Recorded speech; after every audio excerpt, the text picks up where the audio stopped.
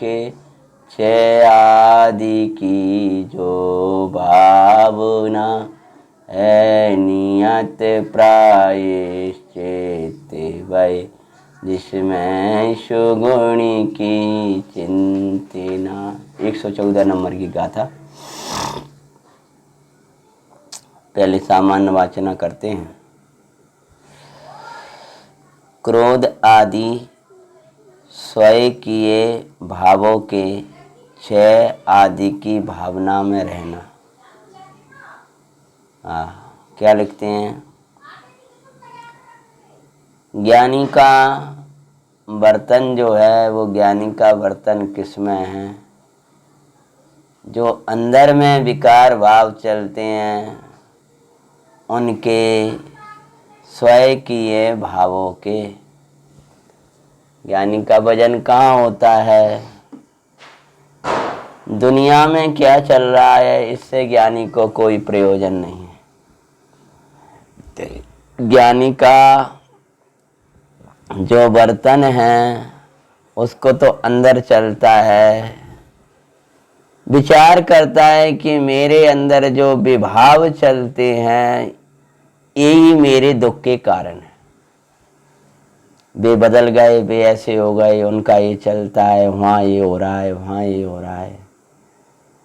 ज्ञानी विभाव को भाता है कि नहीं भाता? ज्ञानी स्वभाव को तो भाता है, लेकिन विभाव को देखता है कि नहीं देखता है? हाँ, विभाव को देखता है तो अपने ही विभाव, स्वयं किए विभाव, स्वयं किए हुए, स्वयं जिन रूप परिणमित होता है, क्रोध, मान, माया, लोभ आदि जो भाव हैं वो स्वयं किए भाव, स्वयं किए। और लिखा ही है स्वयं किए जो कर्म सुवासो फल निश्चयी वो देते। जैसे वो कर्म फल देते हैं ऐसी अंदर में जो स्वयं किए विभाव परिणाम चलते हैं वे परिणाम ही मेरे दुख के कारण है, ऐसा ज्ञानी जानता है। इसलिए ज्ञानी को अन्य किसी के परिवर्तन का भाव नहीं होता। ज्ञानी के अंदर तो ये रहता है स्वयं की ये विभावों की छह आदि की भावना। सबसे पहले उनके छह करने की भावना, उनको बदलने की, उनको बदलने मंद करने मात्र की नहीं, उनको सत्य से नाश करने की भावना रहती है कि ये जो भाव आया है ये कभी ना आए। क्रोध का, मान का, माया का, लोभ का। ज्ञानी ये नहीं विचार करता इनको बहुत गुस्सा है, बहुत क्रोधी हैं, बहुत मानी हैं। भाई ये विचार करता है ये मेरे अंदर जो पर के प्रति अनिष्ट का परिणाम आता है ये मेरे दुख का कारण है। जो मुझे मेहनतपने का भाव आता है, मैं कुछ हूँ, ईमान का परिणाम जो मैं अपनी भूल स्वीकार नहीं कर पा रहा हूँ, इसका क्षय कैसे हो? अपने क्रोध को देखता है, उसको छह आदि की भावना। ये कैसे मंद पड़े, ये कैसे नाश हो, इसकी ढिलाई कैसे हो? छह आदि की भावना, छह मुख, मूल से ही नाश करने की भावना। और नष्ट नहीं हो पा रहा है तो उपयोग जिनवाणी आदि में लगाकर उसे मंद करने की भावना। लेकिन मुख को मैं छह दिया है, क्रोध को, मान को, माया को, लोभ को, आस, रति, अरति, शोक, वेद आदि के परिणाम। ये जितना भी विभाव भाव है ज्ञानी अंदर में ये सोचता है इनको क्षय करना है मुझे। तो छह आदि की भावना रहना निरंतर, क्या रहना कि मेरे अंदर जो विभाव चलते हैं उनको नाश करने की भावना रहना और निज गुणों का चिंतन करना। भय निश्चय प्रायश्चित है, दोष नहीं उत्पन्न होने देता। प्रचुर निर्विकार चित्त किससे रहता है? जो विभाव भाव है उनके क्षय की भावना और उनको क्षय के लिए अपने स्वभाव का चिंतना। क्रोध है, ये क्रोध मेरा स्वभाव नहीं, मैं तो मार्दव स्वभावी भगवान। ईमान मेरा स्वभाव नहीं, मैं तो क्रोध मेरा स्वभाव नहीं, मैं तो क्षमा स्वभावी भगवान। मार दो क्रोध के सामने क्षमा। मैं तो मार्दव स्वभावी हूँ, मैं तो सरलता नहीं आ पा रही सरलता, मैं तो आर्जव स्वभावी हूँ। ये भाव अपने गुणों का चिंतन। छह आदि की भावना के लिए स्वयं निज गुणों का चिंतन। तो भीतर चलने वाले भाव भी इधर चल रहे हैं और इधर नाशने का उपाय भी इधर ही है, इनके नाशने का उपाय इधर है। तो ऐसे जो भी भाव आया इधर चल रहा है, उसको आंख नहीं खोलेगा, वो बाहर नहीं देखेगा इसको नाश का क्या उपाय। कई लोग तो उसको पूर्ति करना चाहते, कई ये सोचते हैं कि दूसरे से जाके कह दें इनको। प्रायश्चित मतलब व्यवहार प्रायश्चित क्या लगता है कि अपन कोई और उपाय अपनाएं उसका कोई, तो उस उन विभाव के नाश करने की 100 गुणों का चिंतन, 100 गुणों का चिंतन। अपने अंदर गंदगी है तो अपने अंदर गुण भी हैं, जो गंदगी पर्याय में पड़ी है उसको नाश करने के लिए वहीं त्रिकाली भगवान बैठा है। तो उसके लिए अपना जैसे पर में सुख मानना, पर में अच्छा लगना, इसका नाम क्या है? ये विभाव है। अब 100 गुणों का चिंतन, क्या 100 गुण का चिंतन? उसमें जो पर में सुख माना, पर में अच्छा इष्टपना लगा, ये है विभाव। अब 100 गुण का चिंतन उसमें क्या है कि मेरा इष्ट तो मेरे भीतर है, मेरा सुख तो मेरे अंदर है, इसका नाम 100 गुणों का चिंतन। यहां से ज्ञान आ जाएगा, बाहर से ज्ञान आएगा, ये है विभाव। अब ज्ञान तो ज्ञायक से आता है, ये 100 गुणों का चिंतन। अब पर किसी ने मेरा बुरा किया या कोई लगा इसने मेरा बुरा कर दिया, तो उसका विकार विकल्प खड़ा हुआ, ये है विभाव। और उसका विचार किया, 100 गुणों का चिंतन। क्या 100 गुणों का चिंतन किया कि ये मैं तो अमूर्तिक प्रदोषों का पुण्य हूं, तो मेरा कौन क्या बुरा कर सकता है, मेरी क्या बुराई कर सकता है, ये गुणों का चिंतन। अथवा तो ये जो मेरा ही उदय है, ये मेरे ही परिणाम ऐसे ही तो हैं, स्वयं को देखता है, स्वयं यहाँ है तो विकल्प भी यही है। समाधान बाहर में मत खोजना, समाधान अंदर में खोजना। तो ये प्रायश्चित है, ये दोषों से छुटकारा पाने का सच्चा उपाय है। तो कहते हैं प्रत्येक क्षण जो जो विभाव आएंगे उसके लिए 100 गुण, 100 गुण, 100 गुण। मरण रूप मरे आए, मर ना जाए, मर ना जाए। तो 100 गुणों का चिंतन करो जो विषय चलता है सो। मैं तो जीवत्व शक्ति का धनी, हाय बहुत मौसम वैसा हो रहा है, कर्म का उदय चल रहा है, मैं तो अजड़त्व में ही भगवान आत्मा हूं, क्या होगा, मैं तो दृष्टा ज्ञाता भगवान। 100 गुणों का चिंतन। इधर आएगा भाव, कितना अच्छा है, छूकर तो देखें, विभाव आया, 100 गुणों का चिंतन। क्या? मैं तो अमूर्तिक प्रदेशों का पुण्य हूं, मैं तो अमूर्तिक तत्व शक्ति का धनी। विभाव आया, इनने बहुत बुरा बोला हमसे, ऐसे काक बोल रहा है, कठोर क्यों बोल रहे हैं, 100 गुणों का चिंतन। मैं तो अशब्द भगवान हूं। भोजन कर रहे हैं, बुरा लग रहा है, रस नहीं आ रहा है, खट्टा सा डला है, का भोजन बन गया, 100 गुण का चिंतन। मैं तो अरस्य हूं, अरस्य हूं, अरस्य हूं, मैं तो अरस्य हूं। कोई मेरे से बात ही नहीं करता, कोई मेरे से बोलता ही नहीं, मैं तो आत्मा हूं ना, मेरे से कोई बोलने वाला कहाँ है, मैं तो अंतर में। तो ऐसे अपने आत्मा का चिंतन, अकेले रह रहा है, बुरा लगने लगा, अपने एकत्व का चिंतन, एकत्व विभक्त का चिंतन। एक के साथ में 20 लोग बैठे, सब उन्हें उनसे बात कर नहीं पूछ रहा है, एक को बिल्कुल नहीं पूछ रहा है, विकल्प होगा कि नहीं होगा? हाँ होगा ना। हाँ, तो फिर ये दोष है। तो 100 गुण का चिंतन। क्या 100 गुण का चिंतन? मैं अकेला हूं, सदा अकेला चेतन है, और मुझे जरूरत कहाँ है, मुझे तो अवसर मिल रहा है चिंतन करने का। 10 लोग इससे बात कर रहे हैं तो इसको तो चिंतन का अवसर नहीं मिल रहा है, इसको चिंतन का अवसर नहीं मिल रहा है। 100 गुण का चिंतन। कोई भी विकल्प भाव आए, कोई भी विवाह भाव आए, उस समय अपने 100 गुणों का चिंतन। और इसीलिए इतने 100 गुणों का खूब नियम सार से, समय सार से, आत्मिक इतने गुणों का अपने अंदर विचार कर लो। कभी इस गाथा के माध्यम से चिंतन, कभी उस गाथा के माध्यम से चिंतन, कभी छठी के माध्यम से, कभी सातवीं के माध्यम से, कभी 14वीं के माध्यम से, कभी 13वीं के माध्यम से। जो विवाह आया इधर चिंतन शुरू, ये जो विवाह आया इधर चिंतन शुरू। अपने सम्यक चिंतन रूपी दीपक बुझने मत देना, नहीं मिथ्या चिंतन का अंधेरा आ जाएगा और वो दुखी करेगा।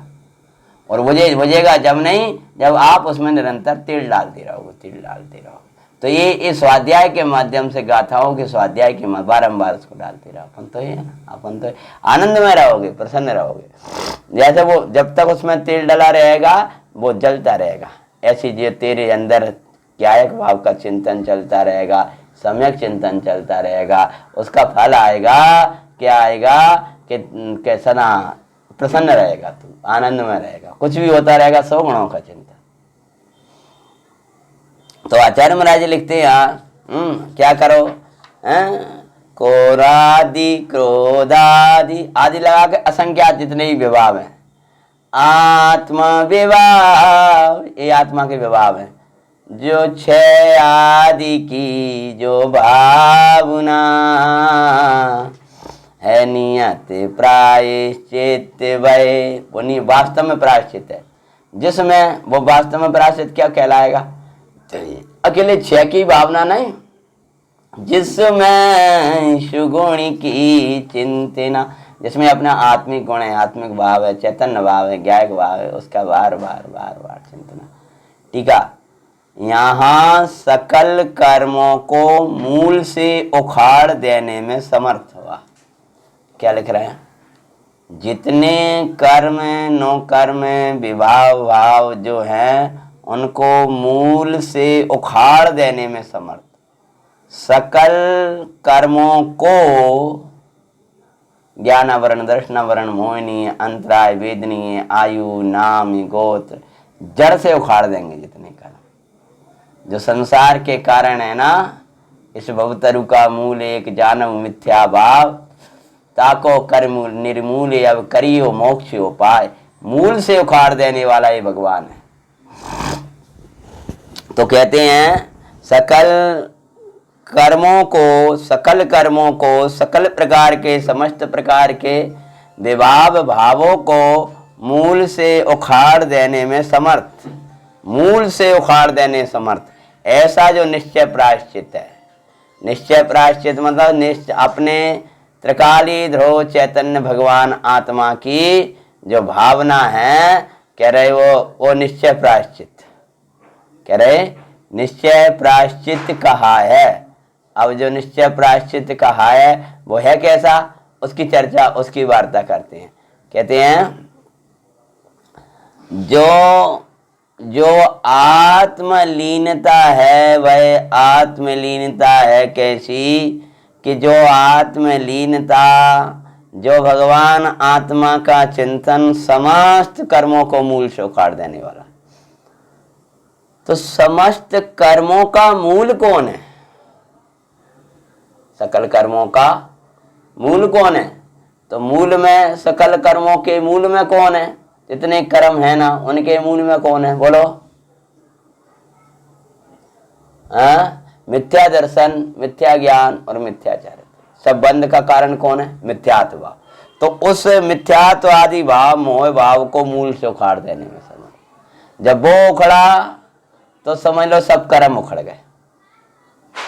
मूल से उखाड़ देने में समर्थ कौन है, कि ऐसा जो निश्चय प्रायश्चित, वो निश्चय प्रायश्चित है क्या, कि जो अपना चैतन्य तत्व है, ज्ञायक भाव है, ध्रुव भाव है, त्रिकाली चैतन्य परमात्मा है, उसकी भावना। तो कहते हैं आगे टीका, क्रोध आदि समस्त मोह राग देश रूप। अब क्या लिख रहे हैं, स्वयं की ये क्रोध आदि भाव। तो क्रोध करके आदि में लिया समस्त मोह, प्रशस्त अप्रशस्त मोह जब आएगा ना, प्रशस्त मोह अप्रशस्त मोह, प्रशस्त राग अप्रशस्त राग, प्रशस्त द्वेष, अप्रशस्त देश, समस्त प्रकार का मोह, क्रोध आदिक, क्रोध मान माया लोभ आदि, समस्त मोह, राग द्वेष रूप विभाव स्वभावों के, क्या लिखा है, विभाव स्वभावों के विपरीत भाव, विभाव मतलब विपरीत भाव, और स्वभाव इसलिए कहा जो अपनी ही परिणति में उत्पन्न होने वाले, ऐसे विभाव स्वभाव कोई जड़ में नहीं हो रहे और त्रिकाली में नहीं हो रहे। त्रिकाली सदा रहने वाले नहीं है, एक से रहने वाले नहीं है, घटते बढ़ते हैं। इसलिए तो क्या कहा है, बोलो, इसलिए कहा विभाव, समझ में आया, एक से नहीं रहते हैं, घटते बढ़ते रहते हैं, इस कारण से कहा है विभाव। और हमारी ही पर्याय में उत्पन्न हुए हैं, इसलिए कहा है स्वभाव, उनके क्षय की भावना। तो कहते हैं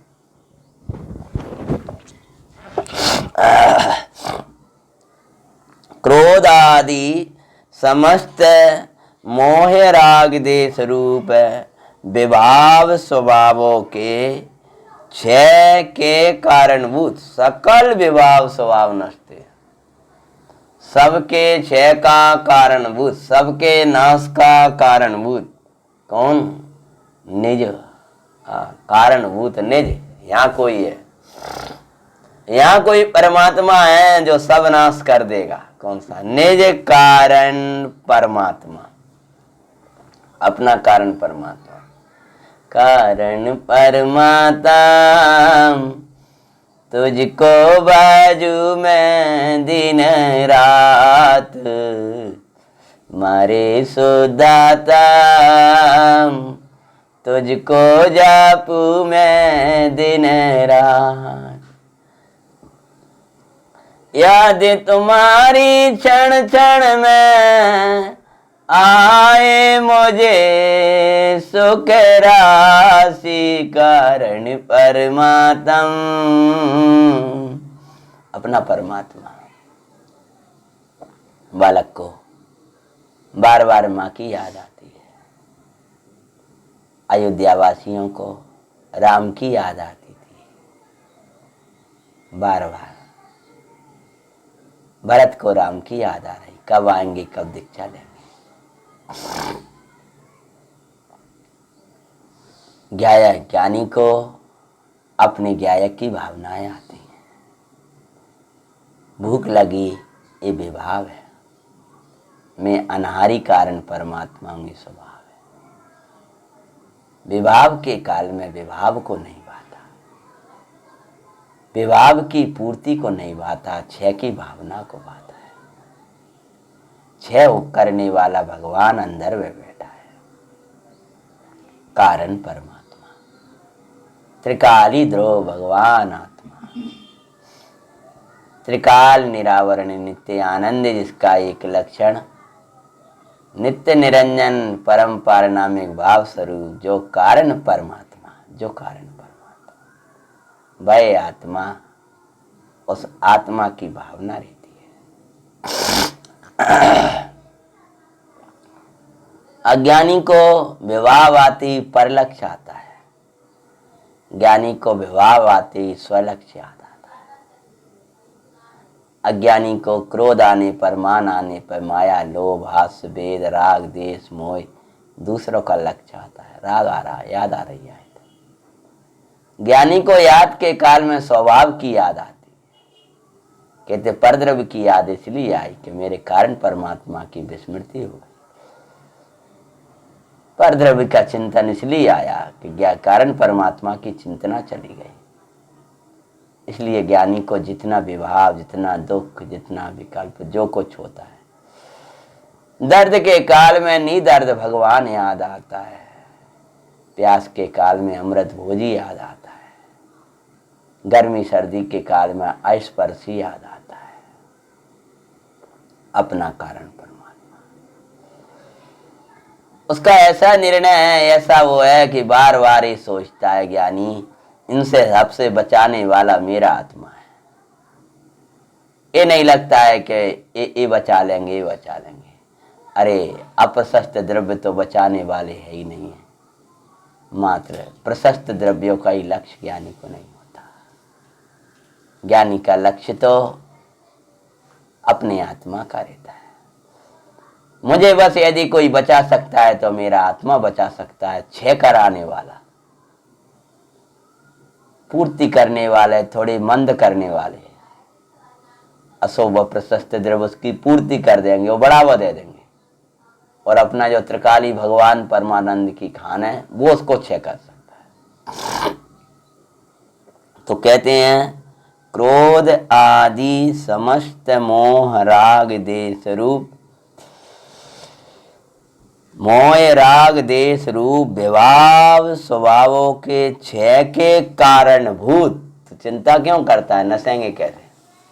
क्षय का कारणभूत भगवान बैठा है ना, क्षय का कारणभूत, क्षय करने वाला, बिल्कुल पक्का करेगा। क्षय के कारणभूत अपना निज निज निज कारण परमात्मा, पंच परमेष्टि कार्य परमात्मा, उनकी भावनाएं आंगी मुनिराजों को याद करोगे, अनंत सिद्धादि भगवंतों को याद करोगे तो वे विभाव मंद पड़ेंगे, क्षय नहीं होंगे। क्षय होंगे अपने कारण परमात्मा की भावना से, निज कारण परमात्मा के स्वभाव की भावना।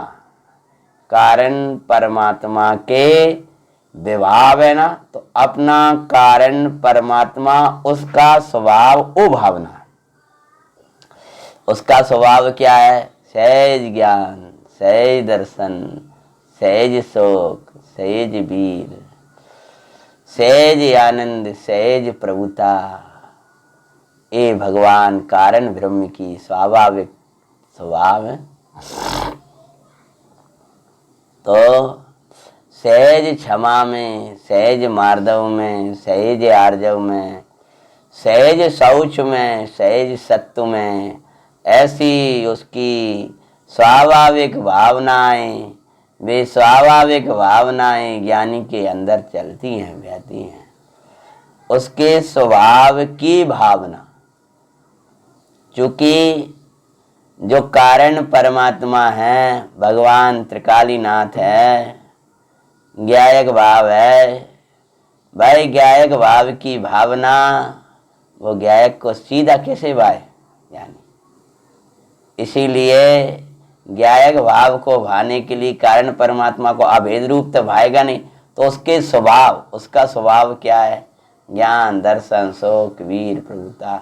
ज्ञानमय भाव, दर्शनमय, सुखमय, प्रभुता में, विभुता में, सर्वगतमयी, सर्वदर्शितमयी, ऐसे अनंत गुणों का पिंड भगवान परमात्मा की भावना इस विभाव की दुनिया से बचाने वाला है। इसीलिए इसको क्षय का भाव आया तो उसकी भावना कहते, क्षय के क्षय स्वभाव की भावना होने पर निज कारण परमात्मा कैसा है कि जिस सकल विभावों को क्षय करने वाला के कारणभूत निज कारण परमात्मा, उसके स्वभाव की भावना होने पर निसर्ग वृत्ति के कारण, वाह क्या कह रहे हैं? निसर्ग वृत्ति, स्वाभाविक सहज परिणति होने के कारण जब उसकी भावना चलने लगी तो क्रोध नहीं, मान नहीं, माया नहीं, लोभ नहीं, कोई हासरति, शोक, वेद नहीं, कोई मोह नहीं, राग देश नहीं, राग नहीं, द्वेष नहीं, सहज स्वाभाविक परिणति बरतने लगी।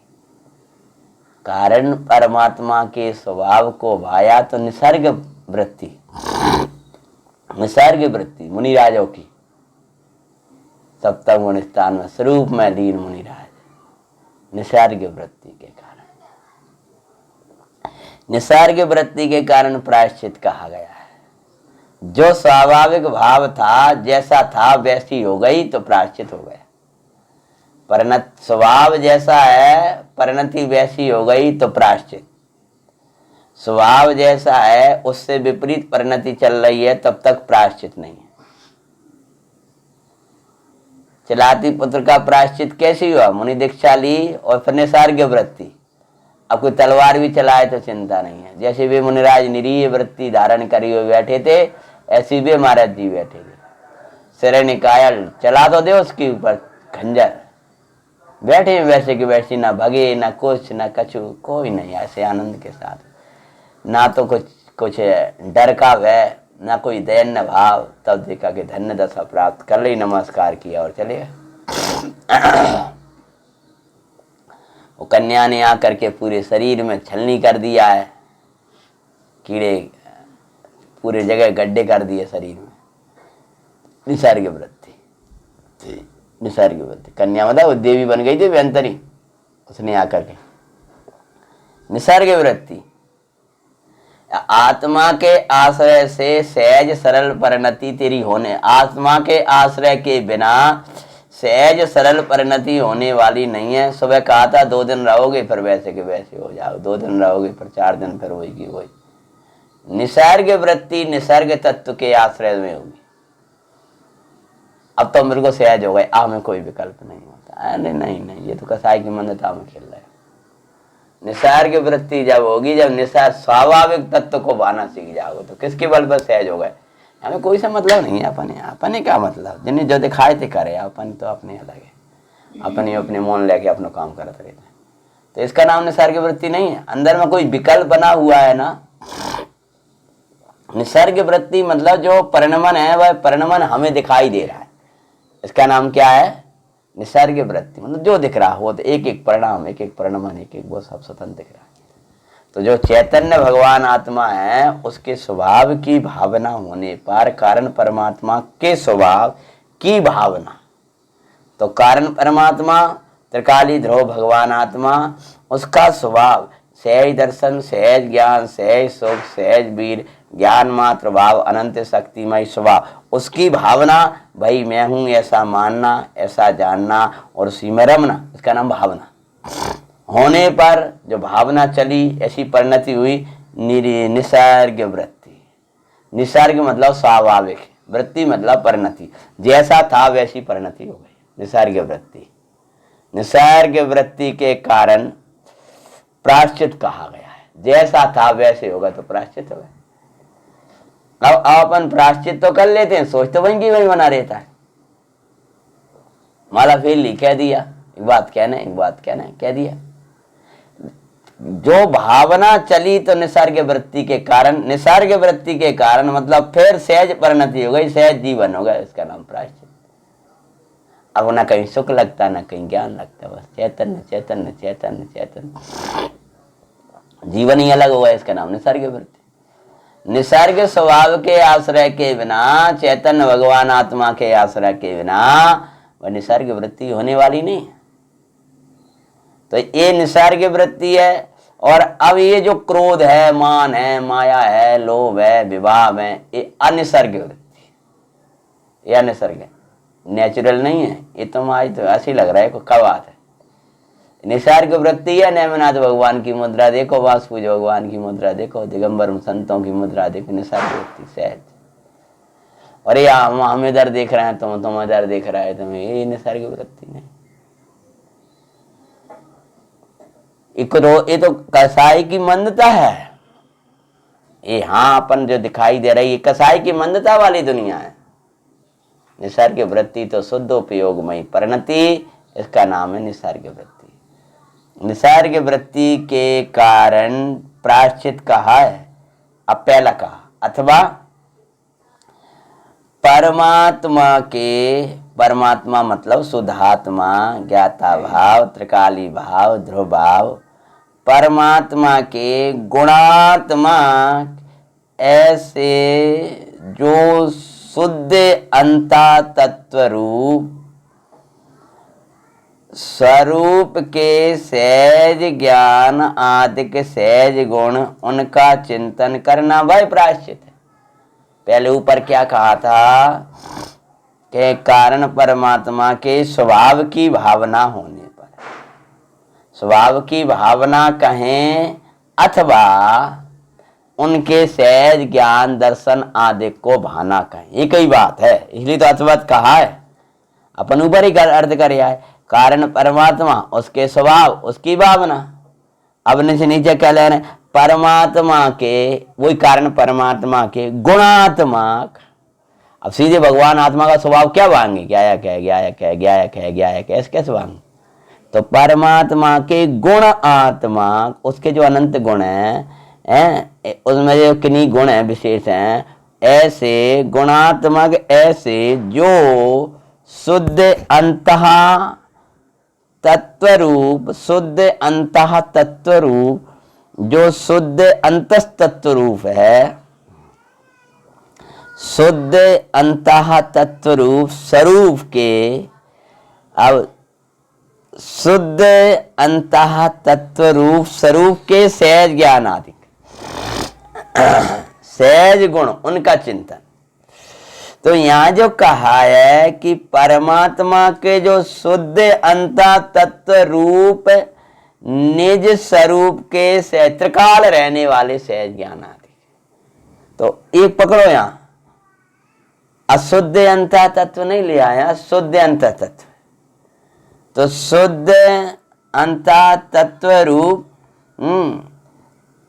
तो क्या इसमें एक प्रश्न उठता है, क्या उठता है? शुद्ध अंतः तत्व लिखा है ना, तो शुद्ध अंतः तत्व, तो अशुद्ध की तो बात ही खत्म है। तो क्या भगवान अशुद्ध अंतः तत्व भी होता है, शुद्ध बहिर् तत्व भी होता है क्या?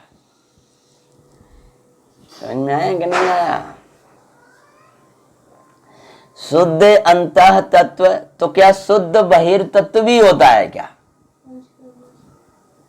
शुद्ध बहिर् तत्व, शुद्ध और बहिर् तत्व, इसी भगवान चिदानंद द्रव्य के शुद्ध अंतः तत्व। तो शुद्ध अंतः तत्व रूप निज स्वरूप के, जो शुद्ध अंतः तत्व उसके निज स्वरूप के सहज ज्ञान आदिक, सहज गुण, सहज ज्ञान, सहज दर्शन, सहज शोक, सहज भी। अब शुद्ध बहिर् तत्व रूप स्वरूप के ही, त्रिकाली के ही, अपने ही आत्मा के ही केवल ज्ञान, केवल दर्शन, केवल सुख, केवल भी। समझ गए ना? ये जो त्रिकाल है और वो छायक भाववादी बहिर् तत्व है, नियम सार की शैली नहीं समझ रहे, कहां पहुंच गए? हाँ, समझ गए ना? यहां शुद्ध अंतः तत्व, भगवान का केवल ज्ञान तो तुम्हारा अंतः तत्व में कैसे आ जाएगा? यहां तो ये कह रहे हैं कि ये जो परिणति में केवल ज्ञान आदि की पर्याय है, ये शुद्ध बहिर् तत्व है, बहिर् तत्व। और जो सहज ज्ञान आदि हैं, ये त्रिकाली कारण परमात्मा जो है, ज्ञायक भाव जो है, ध्रुव भाव जो है, यानी पारनामिक भाव को लिया है अंतः तत्व में, और ओदेक तो बहिर् तत्व है ही, चौसम उपसम, यहां तक कि यह कहेंगे कि ये जो पर्याय होने के कारण से ये जो छायक भाव की दशा है वो भी बहिर् तत्व, शुद्ध बहिर् तत्व, अपना ही, अपने ही आश्रय से। तो चिंतना उस पर्याय का नहीं करना, चिंतना त्रिकाली का करना है, क्योंकि वो हमेशा है नहीं है तेरे साथ में, और वो तो एक एक समय में बदलने वाला है। इसलिए यहां शुद्ध अंतः तत्व रूप, त्रिकाली जो अंतः तत्व रूप स्वरूप के, जो त्रिकाली स्वरूप के जो सदा रहने वाले सहज ज्ञानादिक, सहज ज्ञान, सहज दर्शन आदि। तो सहज ज्ञान आदि मतलब मत ज्ञान, श्रुत ज्ञान, अवधि ज्ञान, मन पर्याय ज्ञान और केवल ज्ञान। तो ये पांच ज्ञान की बात यहाँ नहीं, यहाँ तो सहज ज्ञान। सहज ज्ञान मतलब उदय उपसम छह चौसम से रहित, त्रिकाल एक सा रहने वाला। सहज ज्ञान में, सहज ज्ञान में। तो मत ज्ञान चलता है तब भी सहज ज्ञान एक वैसा का वैसा, तो केवल ज्ञान आता है तब भी सहज ज्ञान वैसा का वैसा। ये तो सम्यक दर्शन नहीं हुआ तो एक कुमति चलता है तब भी सहज ज्ञान तो वैसा का वैसा। तो उस सहज ज्ञान का चिंतना, इसका नाम है सब पापों से छुटकारा पाना। सहज ज्ञान आदिक, सहज गुण, स्वाभाविक गुण, त्रिकाली गुण किसी कर्म के द्वारा दिए गए नहीं, किसी कर्म के क्षय के इंतजार करने की जरूरत नहीं, उनका चिंतन करना वही प्रायश्चित है। तो सकल विभावों का नाश करने वाला कारण परमात्मा की स्वाभाविक भावना है भाव, या कारण परमात्मा स्वरूप जो भी उसके जो गुण है, त्रिकाली गुण है, उन भावनाओं को भाव, तभी सकल दोषों से छुटकारा मिलेगा। ऐसा का विशेष चर्चा आगे करें। ओम नमः शिवाय।